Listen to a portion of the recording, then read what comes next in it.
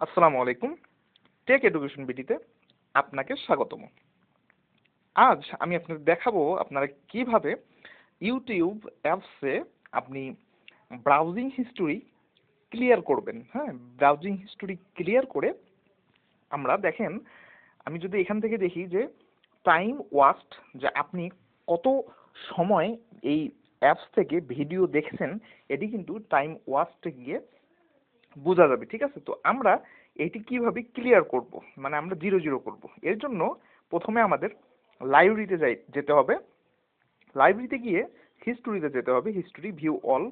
হ্যাঁ, এখান থেকে আমাদের এই থ্রি ডটে ক্লিক করতে হবে। এখান থেকে ক্লিয়ার অল ওয়াচ হিস্টোরি এখানে ক্লিক করতে হবে। তারপর এখান থেকে আমাদের হিস্টোরিটি ক্লিয়ার করে দিতে হবে।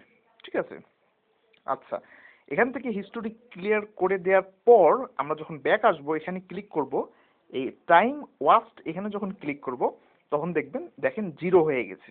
ঠিক আছে, যে জিরো হয়ে গেছে। আসলে আমরা যখন এখন যদি আমরা কোনো ভিডিও স্টার্ট করি, ভিডিওটি শেষ না হওয়া পর্যন্ত যদি আমরা ভিডিওটি না দেখি, তাহলে কিন্তু এখানে এই মিনিটটা আসবে না। ঠিক আছে, সাধারণত এই মিনিটটা আসবে না।